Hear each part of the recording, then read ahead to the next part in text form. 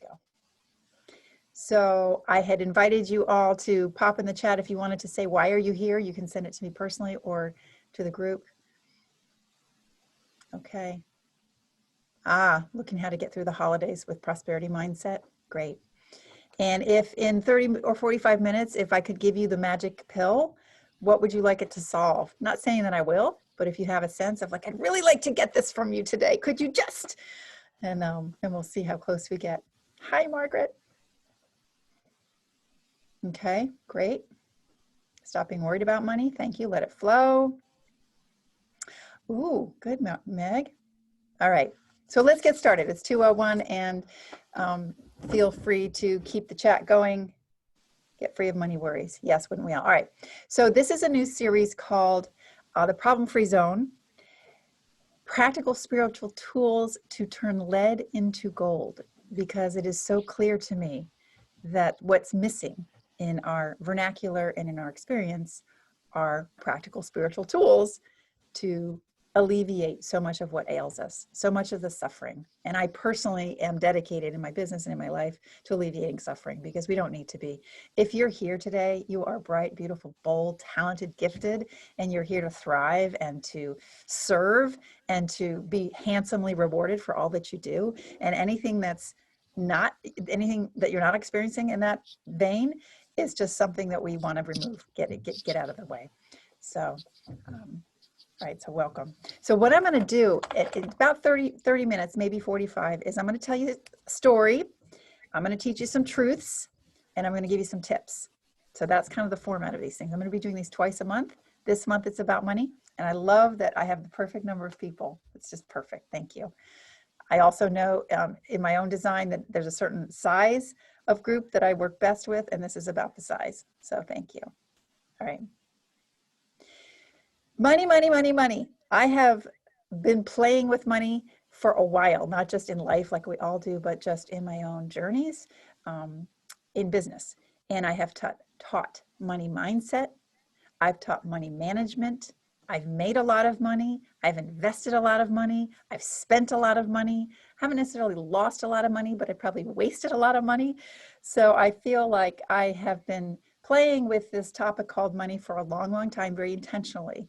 And while money mindset is helpful and money management is necessary, you know, there's a saying that pray to God and tie up your camel. So this is not spiritual bypass that we're going to be talking about. This is not magical money thinking. All of you know the money rules. You know how to manage money, or you know what you should be doing to manage money. That is not what this is about. This is about, there's a deeper level or a higher level of viewing anything in your life, but this month it's about money, that will alleviate and ease up and grease the wheels for you. You all are here by divine appointment, and you're here to on this earth and in this call, and you're here to experience the abundance and prosperity that is your birthright. And if you're not, it's just because there's a kink in the hose. So we're going to do what we can today to unkink the hose.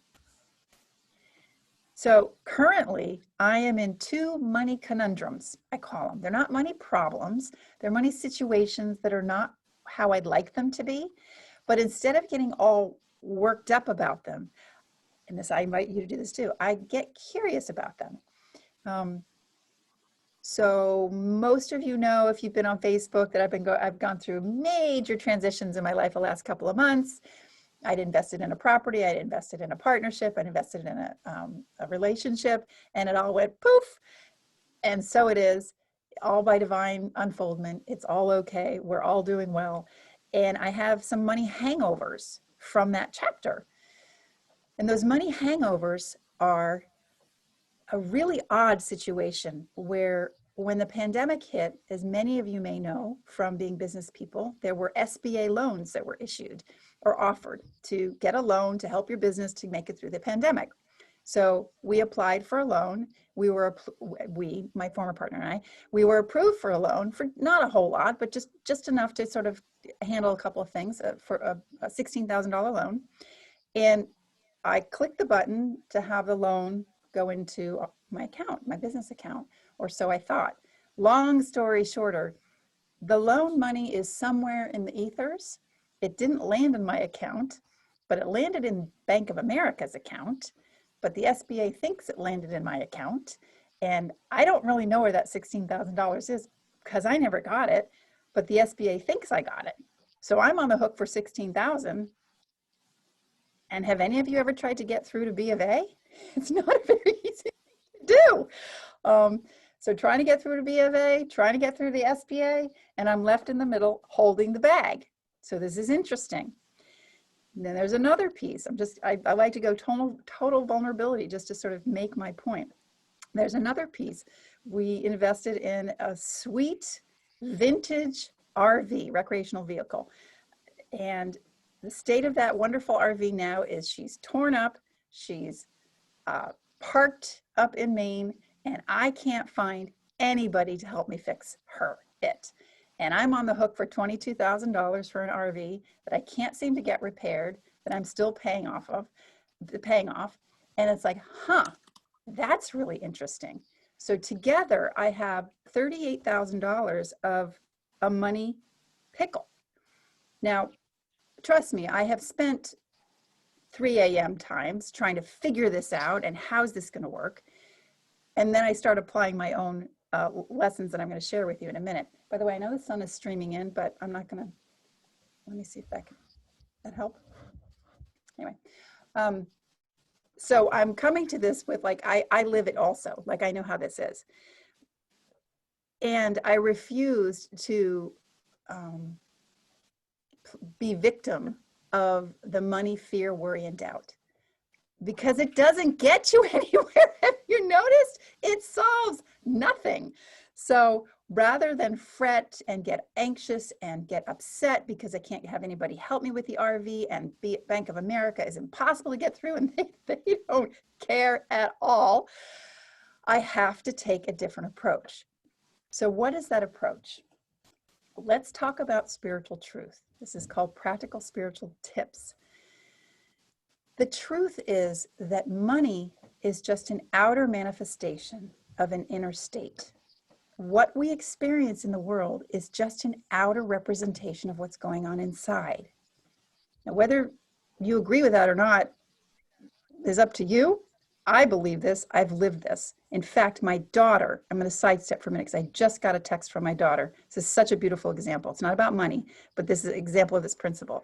Your state determines your fate. My daughter is flying home from college today. She had a falling out with a friend. It was very upsetting, and he wouldn't talk to her. So she figured that's just how it is. She's been doing this inner work for the last week because they've not been talking. She went to the Phoenix airport today to catch her flight. This guy won't talk to her. She's upset. She's been doing her inner work. She's sitting in the airport terminal. Who should walk up out of nowhere but her friend and sit down next to her in the airport, and they healed right there 30 minutes before she had to get on the flight. She couldn't have manipulated that. She was doing the inner work. Your state, your alignment determines your fate. So we have to go there first. It's not about, back to money, it's not about, oh my goodness, how am I going to pay this bill? Oh my goodness, I have to work harder and get another client. Oh my goodness, let me just stay on the hamster wheel. You got to back up and go inside. That is the spiritual truth. You are designed for prosperity. You are designed for abundance.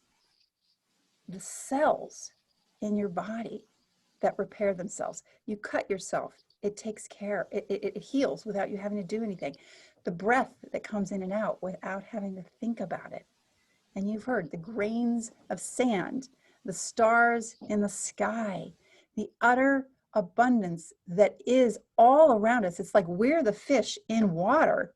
The water is abundance all around us. Prosperity is all around us. We take ourselves out of the water through our minds, through our conditioning, through our perseveration on things that don't really matter.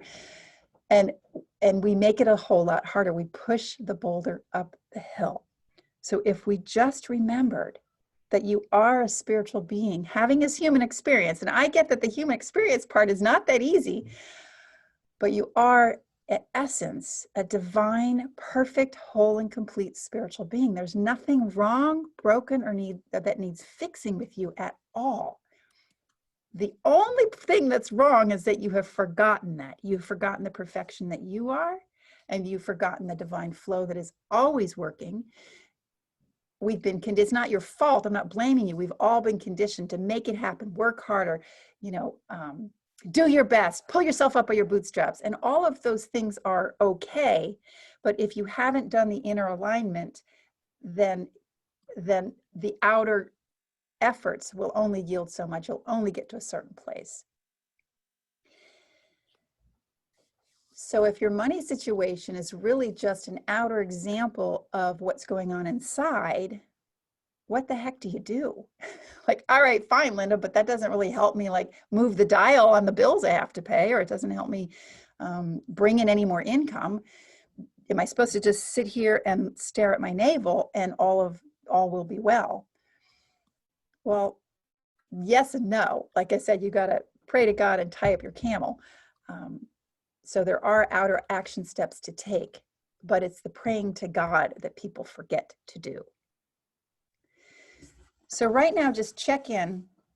Let's just take a breath. Just check in for a moment and call up. And I'm going to, while you do that, I'm going to look at the comments. Call up your biggest concern, whether it's about money, health, relationships, your future, state of the world, just call it up. I want you to get into that feeling tone right now. Breathe through it.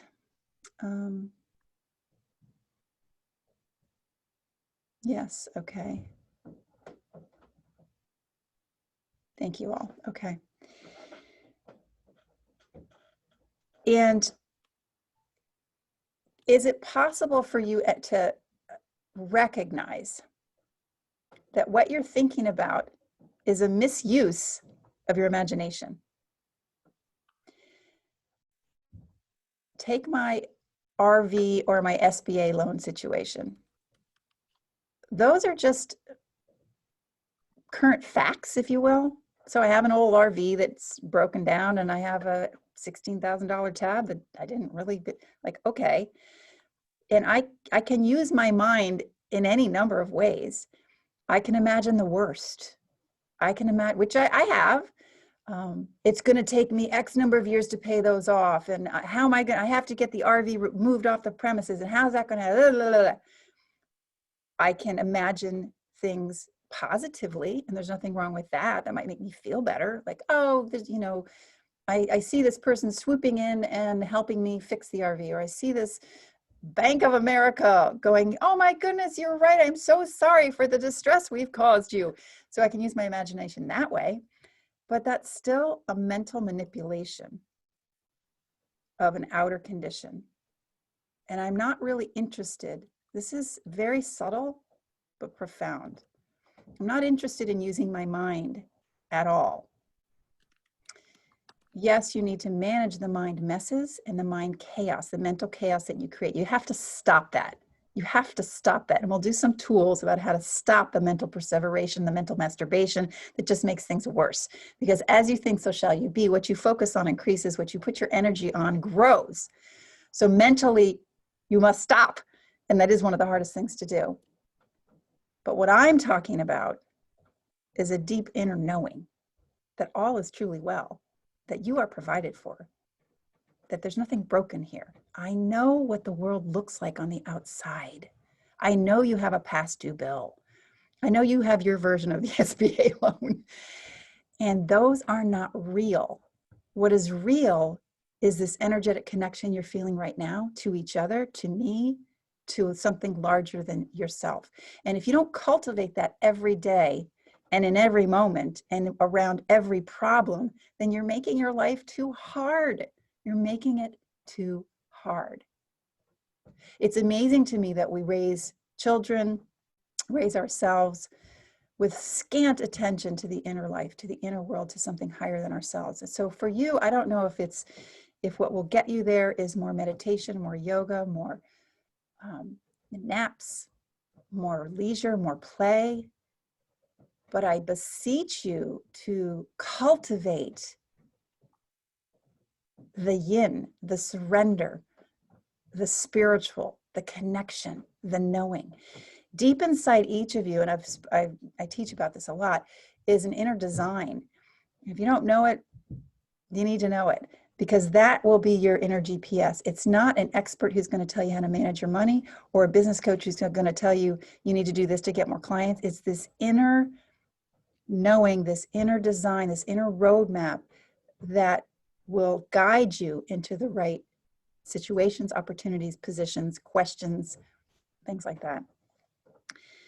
I'm coming at this from a lot of different ways because my goal is that if I come at it in 5 different ways, maybe one of them will really land for you.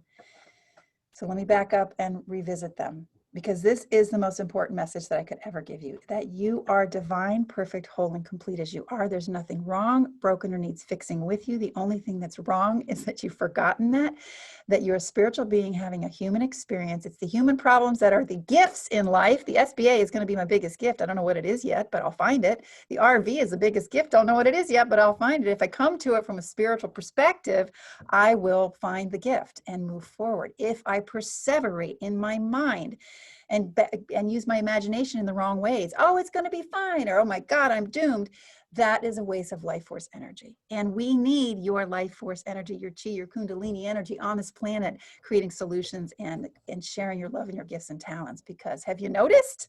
We kind of need you. Have you noticed that the world is in a real transition and could really use light workers, healers, brilliant, soulful, heartfelt individuals such as yourself to be on the front lines? Like, yes, that is where we need you.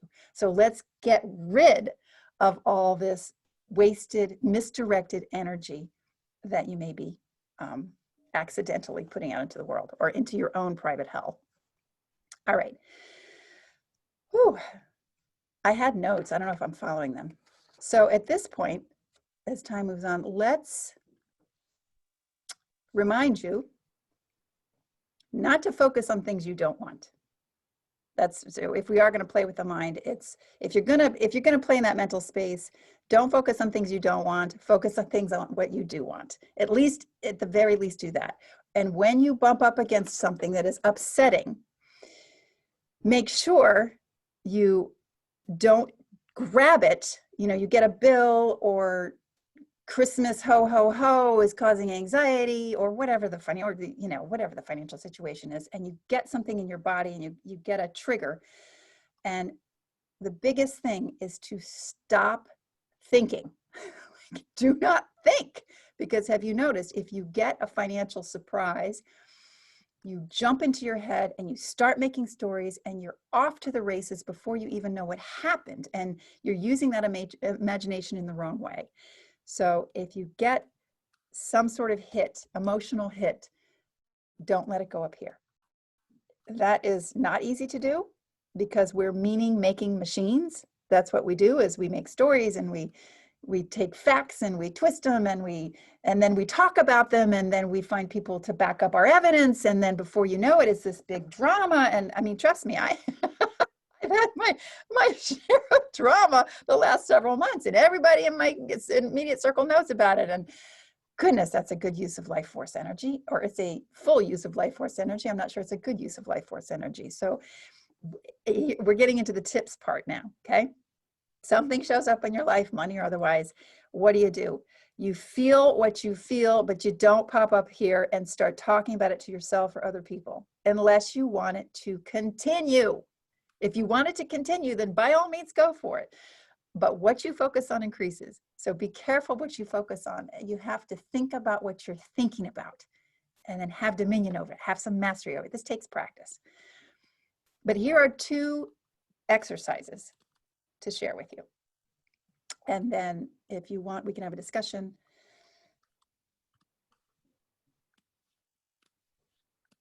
I'm just reading the great comments. You guys read the comments. All right, here's 2 practical exercises to do the next time something comes up, money or otherwise, that bothers you. But this topic is money, and it's a hot topic for the month. The first is a trigger journal. This is really simple to do and incredibly helpful. Anytime something crops up that upsets you, just write it down. It's like you get to get it out. Don't share it with your friends. Don't post on Facebook. Don't feed the, you know, this, don't, you know, a B of A, who, like, can you realize I could get like an entire universe of, they have a website, I Hate B of A. I could be the president of that club right now. Because I literally have been to B of A offices and tried to meet with them.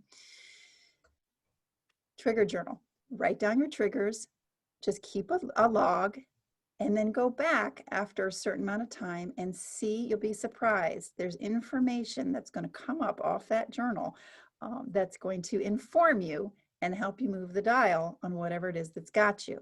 So keep a trigger journal. You might want to do it on your phone or handwritten. It doesn't really matter. Just make sure you grab those, because how you use your energy, how you use your emotional resource is your life. Like, your life is all about how you allocate your chi, your energy, your mental, emotional body.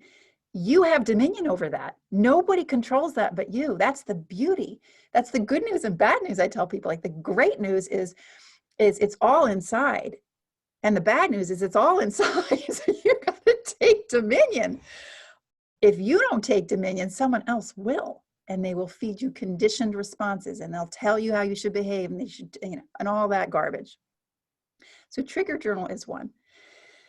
And here's the second one, and we'll try it. I don't know if it'll work in a group setting like this. It works when I do it individually with people, but this is if you're triggered by anything in the moment, and it's just a little device, give it a shot.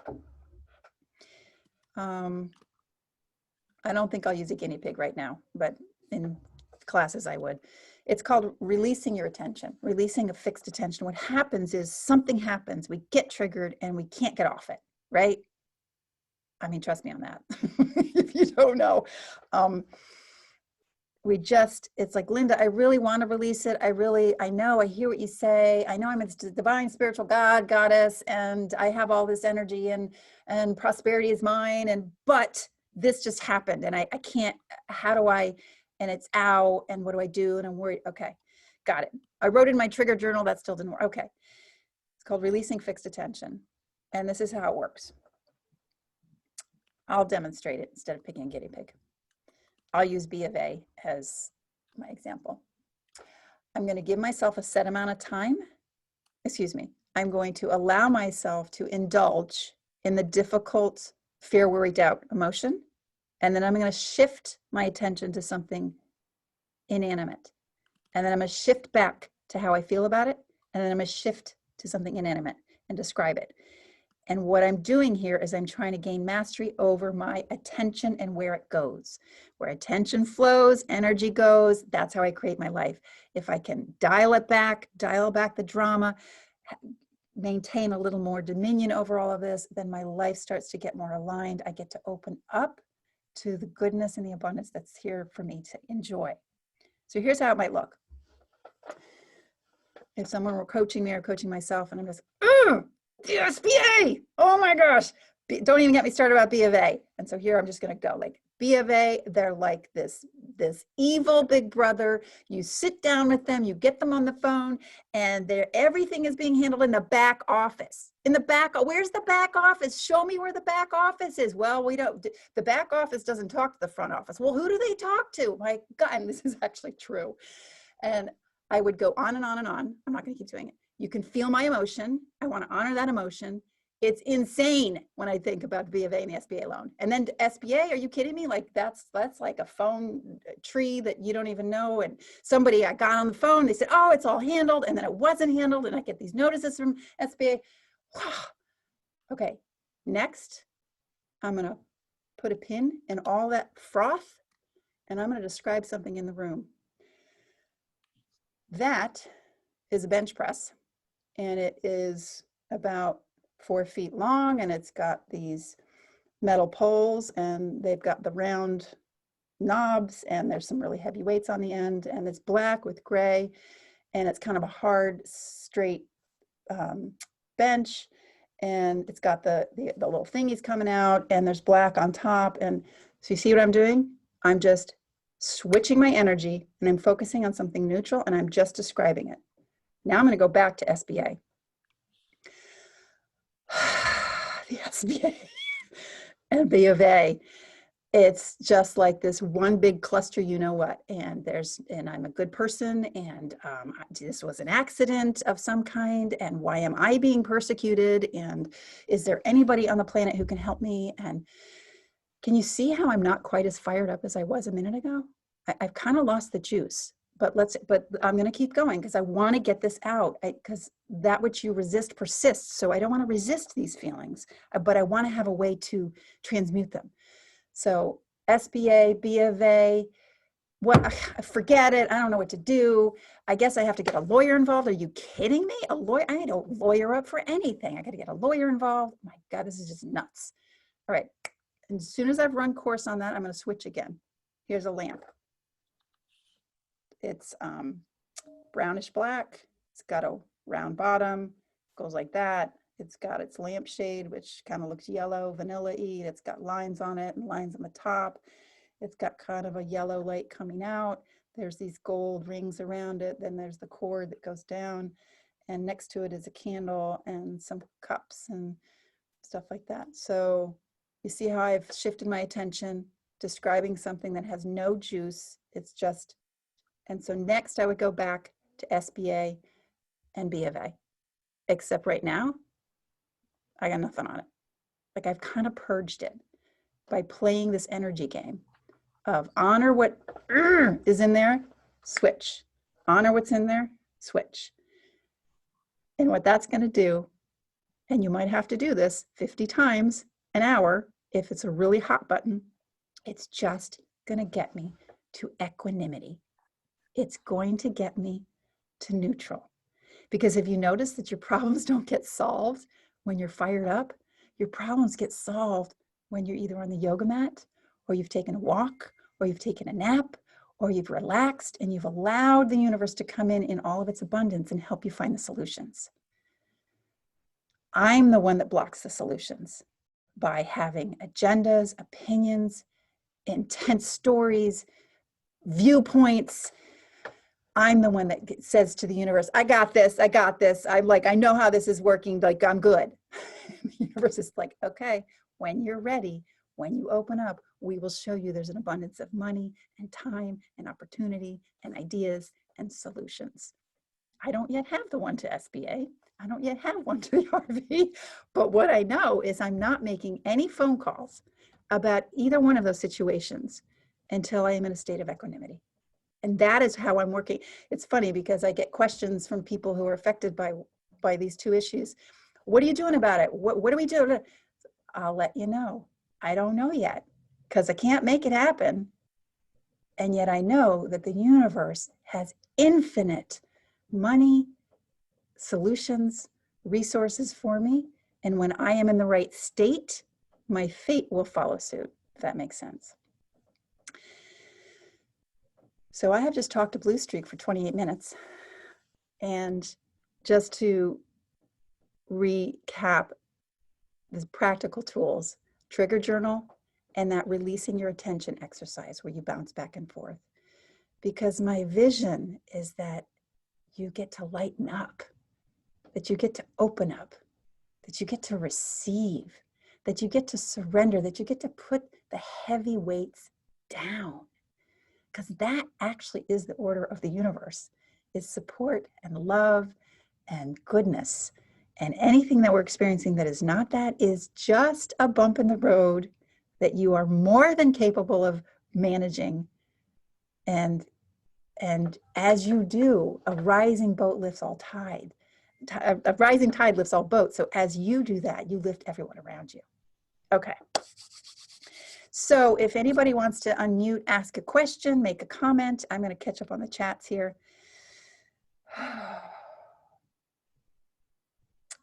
And, you know, I just don't walk and chew gum very well in terms of reading chats and connecting with people. So if you really have something you want me to know, can you unmute yourself and just say it?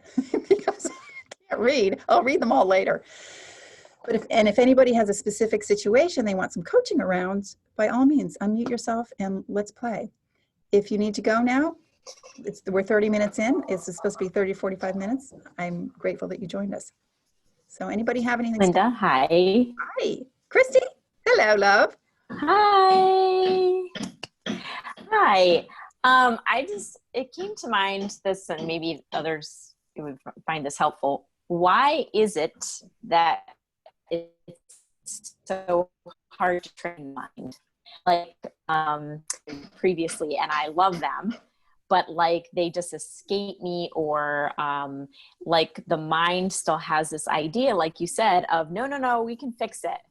And like you just said, well, we can fix it, but we have to fix it in a different state. So why are we convincing ourselves we need to fix it in the old way that we've been conditioned? Like, just curious what your thought is on that. You broke up a little bit. Is the question, say the question again, because you broke up in the middle of it. Just curious your thoughts on why our mind tends to go back to this habitual, yes. We can fix it, yes. Or like, we know these tools, but we don't use them because our mind goes back to this intellectual way so quickly, so often. It's amazing because it's such a bad neighborhood. And as we know, we call it the tyranny of the mind. And I'm with you. It's like, why is that our default always? I believe part of it, I don't have the whole answer. Part of it is just conditioning, because I don't know about you, but when I was raised, it was like, use your head. Feelings were second-class citizens. You don't lean into emotion, because that's going to lead you down a bad path. That's irrational. You need to figure it out, and you need to use your head. And that is the old human. The new human that's coming in is marrying the mental with the emotional, instinctive, and intuitive wisdom. So Christy, I think it's just conditioning, how we've been raised, and nobody is really teaching the other part, the yin, the receptive, the surrender, the spiritual, unless you're in an actual spiritual study community. It's not the default. Look how we teach our kids. I mean, they don't learn anything about the softer sciences. They learn how to do calculus, they learn how to do chemistry, but they don't learn how to engage and dance with life and the unseen side of life. So I think it's conditioning and the state of the human being up until recently. So that being said, it's imperative that you have some practice, because it's not by default. By default, we're going to worry. We're going to run around like, floating heads, trying to solve our problem. Just look at politics, right? Just trying to solve politics with our heads. Not going to happen. That's just my thoughts. So the invitation here is lean in to spiritual practice, however that looks for you. Meditation, prayer, exercise, nutrition, self-care. Christy, I know you're big on that.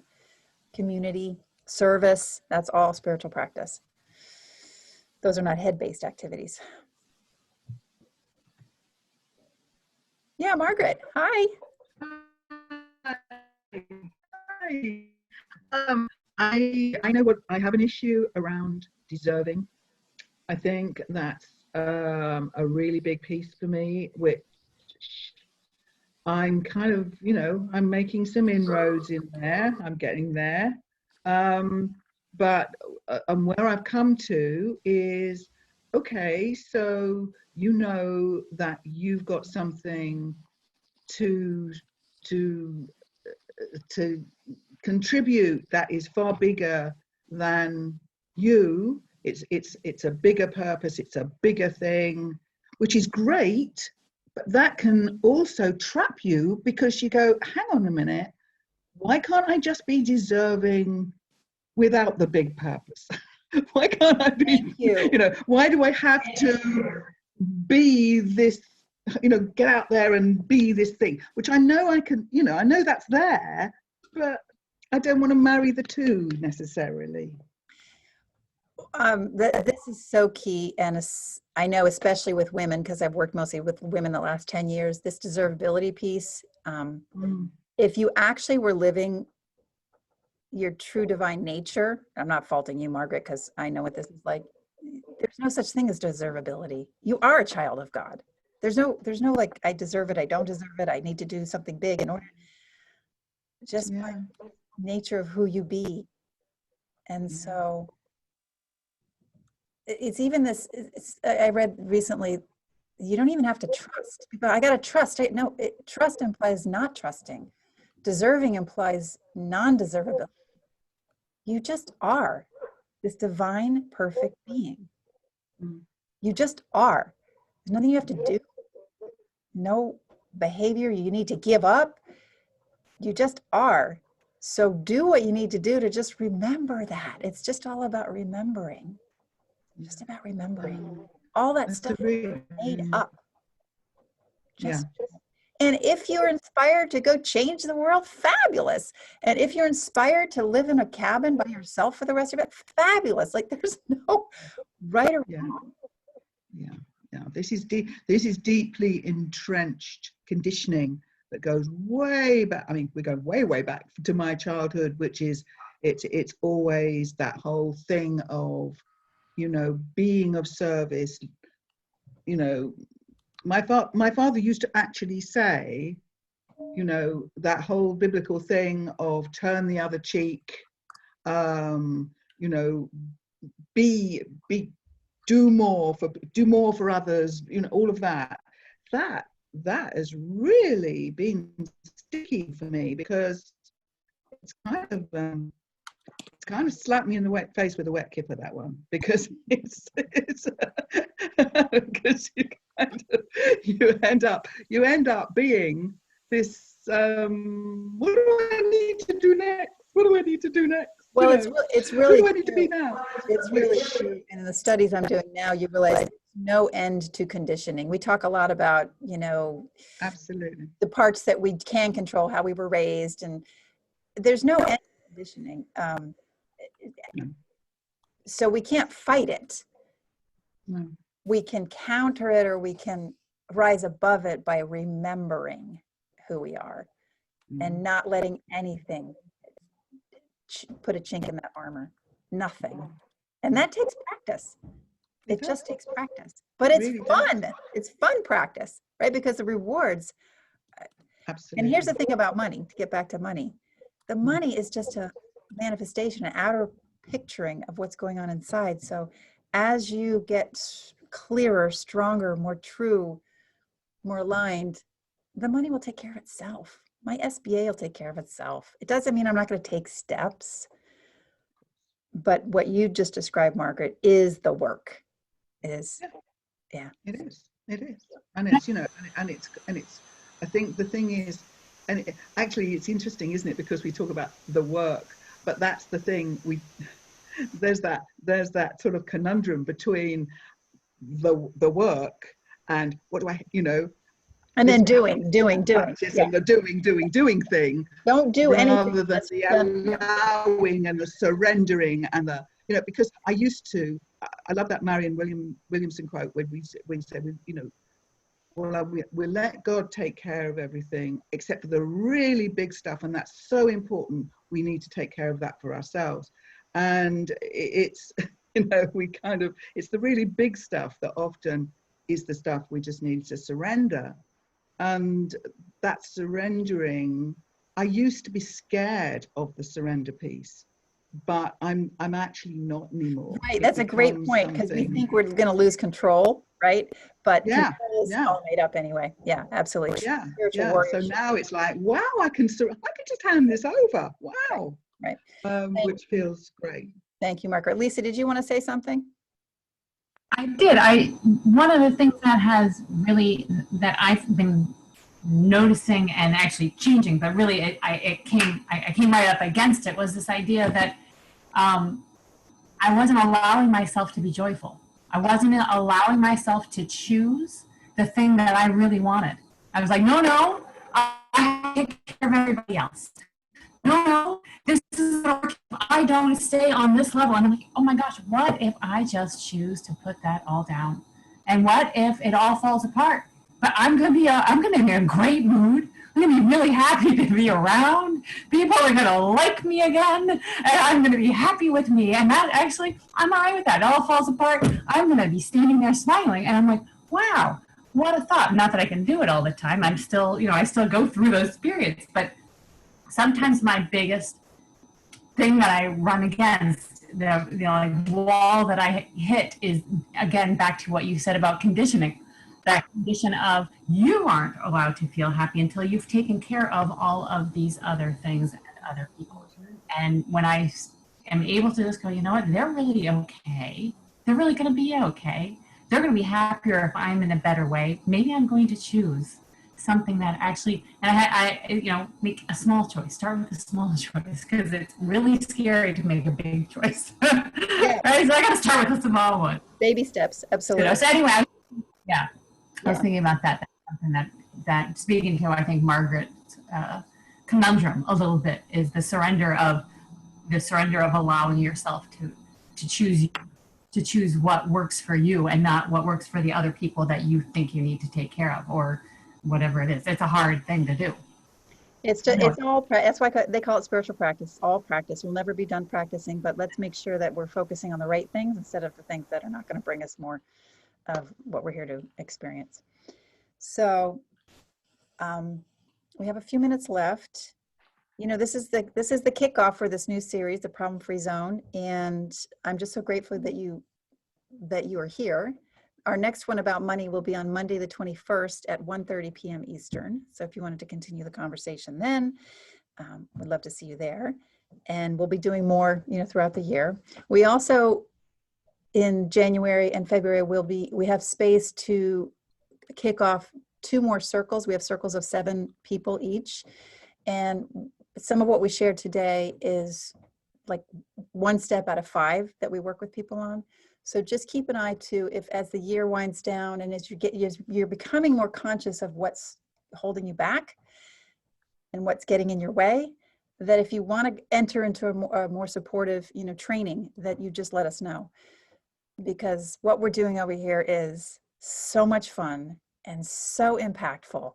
And we're just so excited because this is a movement of empowering smart, talented, heartfelt people to become leaders of this new paradigm that's being birthed in the world amidst out of this pandemic and all of this global chaos. So if you want more support, by all means, let us know. But in the meantime, feel free to join us twice a month for these. Any final questions or comments from anybody? Oh, I'm going to post a link to my calendar in case somebody needs something more around this or has interest, not that it needs some, has interest in getting more skill around this, in joining our tribe in one way or another. We have lots of different ways people can enter our tribe. So if you're interested in that, let's set up a call in the next week or 2, because I'm kind of getting my finger on the pulse of what people really need around this. I think I know, but so I'm going to make the bold move of posting my calendar link. Oops, that went just to Lisa. Hang on.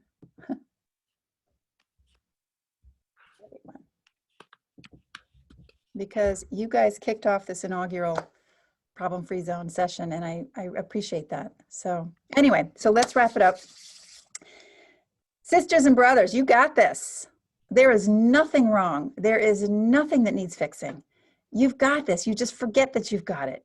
And any area that is troublesome, like if you have your version of SBA, you just lightly leave it here until you can get to neutral around it, until you can get aligned with it, until you can know that any problem in your experience is just an opportunity to go a little bit deeper inside, connect a little more firmly to your source, your power, and know that all is truly well and that you are divinely guided always and in all ways. So with that said, thank you, beautiful souls. I hope you have a gorgeous holiday season. Perhaps I'll see some of you on the next one. And peace and blessings and namaste.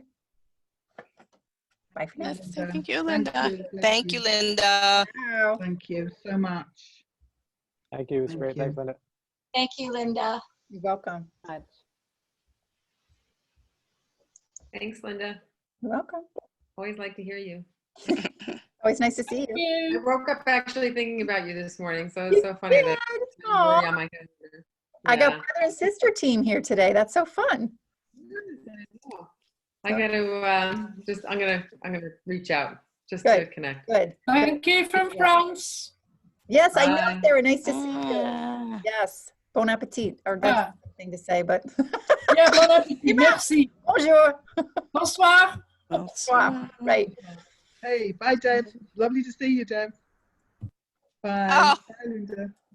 Bye-bye. Bye. Bye. Bye.